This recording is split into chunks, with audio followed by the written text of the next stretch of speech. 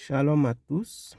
Je vous salue dans le saint et le puissant nom de Jésus-Christ de Nazareth. Nous connaissons presque tous dans le livre de Luc, chapitre 18, l'histoire la prière, l'histoire concernant la prière du pharisien et du péager. Le pharisien qui est allé prier, le péager également. Et le pharisien s'est présenté devant le Seigneur en disant: moi, je paie ma dîme, moi, je prie, moi, je fais ceci, je fais cela, je jeûne, etc. Pendant ce temps, le péager s'est présenté devant le Seigneur et de façon indigne. Il a dit à Dieu: je ne suis même pas digne. Il a dit au Seigneur: aie pitié de moi parce que je suis un pauvre pécheur. La Bible déclare qu'il se frappait la poitrine.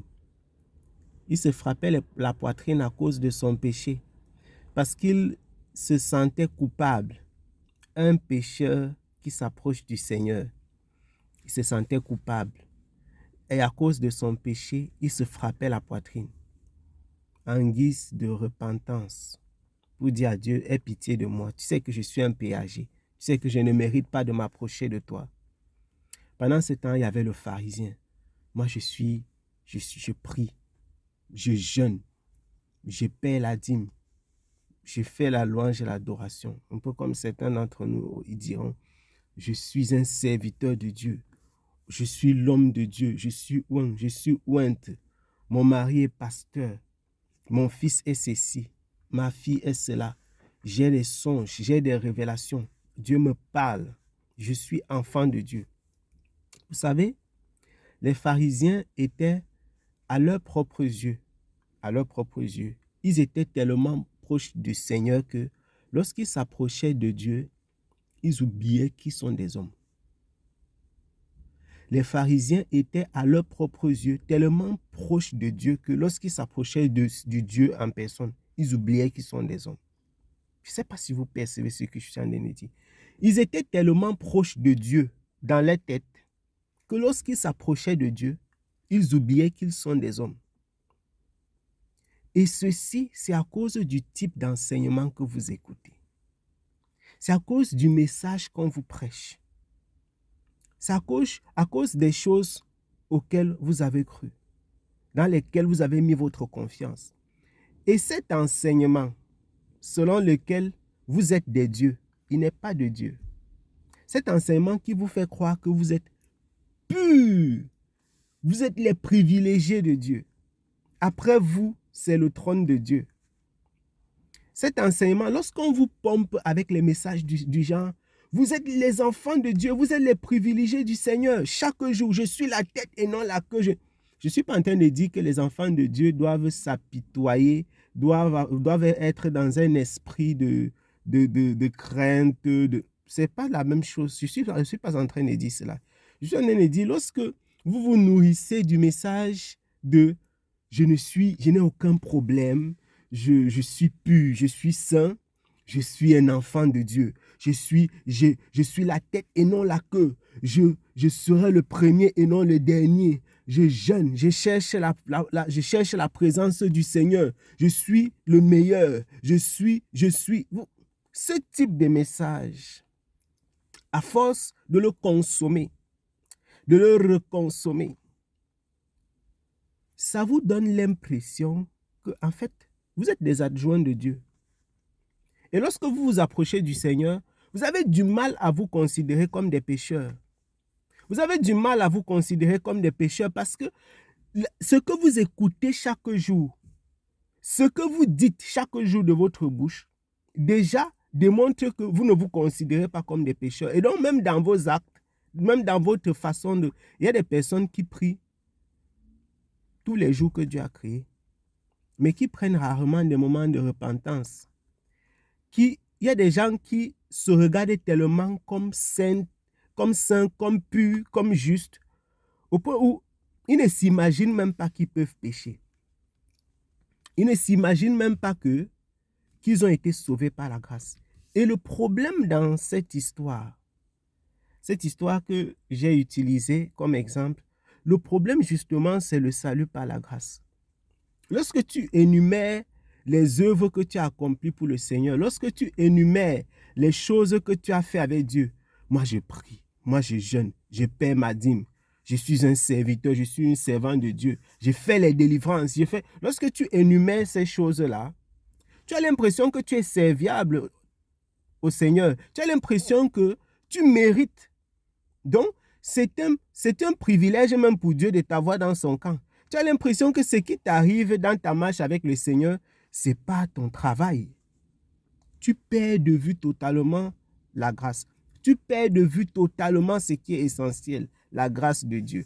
Mais le péager, il est allé vers le Seigneur et il a dit, je ne mérite pas de m'approcher de toi. Il s'est frappé la poitrine. Même si tu es l'homme qui a fendu la mer Rouge, comme Moïse, même si tu as fait tomber le feu du ciel comme Élie, tu restes un homme. Aucun homme n'est Dieu. Que l'on ne vous trompe pas. Aucun homme n'est Dieu. Et ne venez pas me citer le texte, vous êtes des dieux.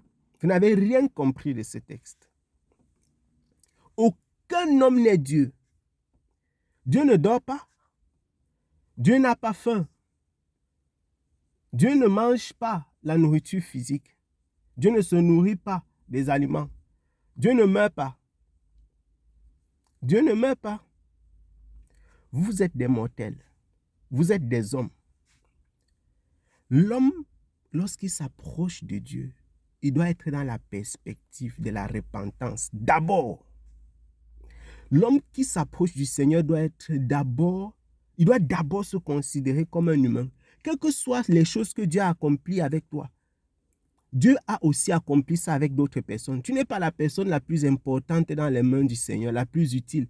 Quel que soit, même si tu es jeune, et si tu as l'habitude de faire même 7 jours, 15 jours de jeûne à sec, c'est une grâce.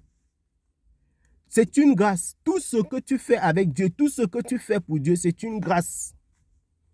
C'est une grâce. Le Seigneur t'a accordé la grâce, comme il a aussi accordé la grâce à d'autres personnes. Tu n'es pas une personne particulière, spéciale. Ce n'est pas parce que tu as mérité quoi que ce soit. Tu es né pécheur d'abord. Ton père et ta mère étaient pécheurs. Toi-même, tu es un pécheur et Dieu t'a accordé la grâce.